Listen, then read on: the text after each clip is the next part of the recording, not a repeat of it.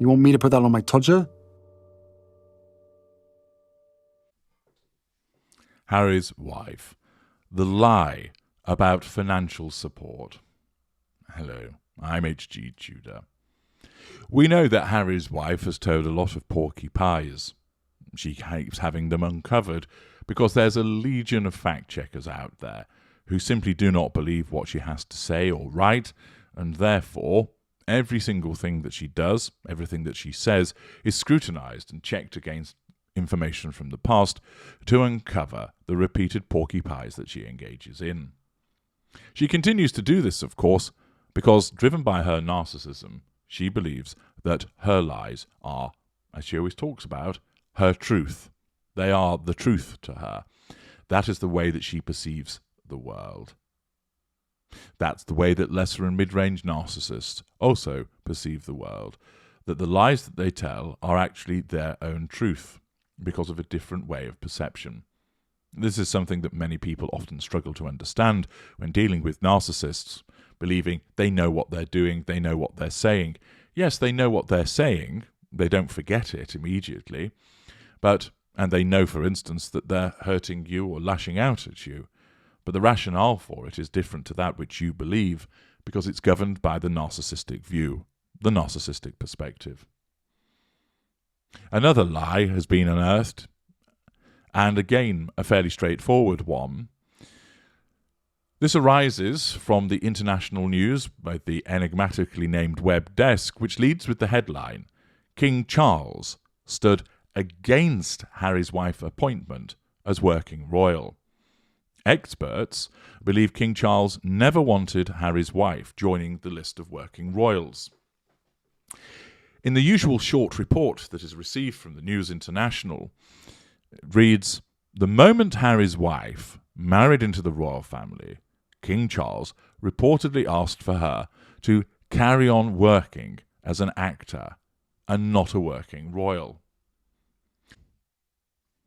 Yet where do we get this information about King Charles reportedly stating that he asked for her to carry on working as an actor and not a working royal? Well, it comes from that work of literary genius, Spare.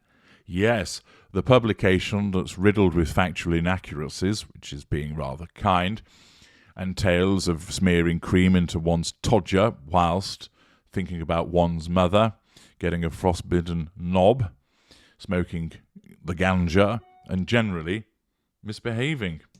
Well, then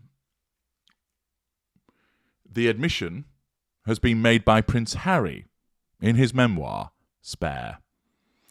Prince Harry recounted the entire conversation in writing and recounted King Charles saying, "Does she want to carry on working?" Harry replies to this by saying, "Say again," before King Charles adds, "Does she want to keep on acting?" Shows how thick Harry is. A very simple question. Does she want to carry on working? He says, "Say again."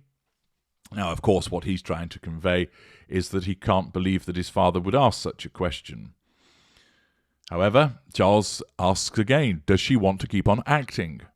At this point, Prince Harry remembers saying, "Oh, I mean, I don't know. I wouldn't think so. I expect she'll want to be with me doing the job, you know, which would rule out Suits since they film in Toronto." Surprised he could remember. This followed an admission where King Charles flat out said, "I see. Well, darling boy, you know, there's not enough money to go around." "I stared," Prince Harry recalls. "What was he banging on about?" He explained, or tried to, I can't pay for anyone else. I'm already having to pay for your brother and Catherine."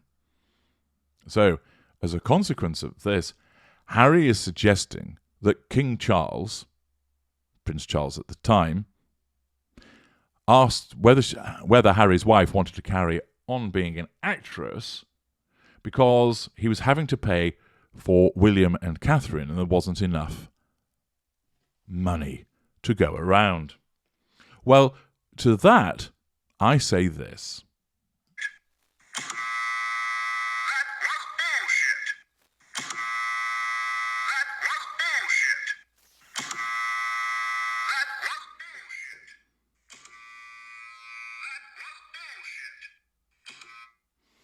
Yes.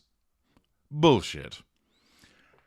How can King Charles, or Prince Charles as he then was, have said, I'm having to pay for your brother and Catherine, and there isn't enough money to go around, and then allow Harry's wife to spend nearly £1 million on clothing?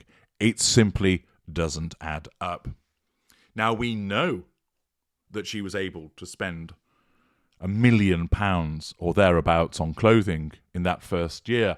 For instance, we know that her engagement outfit that she wore for the pictures that were taken cost £56,000 of itself, which, to my mind, looking like a cross between a trapeze artist's outfit and something you'd wear at a rather gaudy funeral, was a complete waste of money.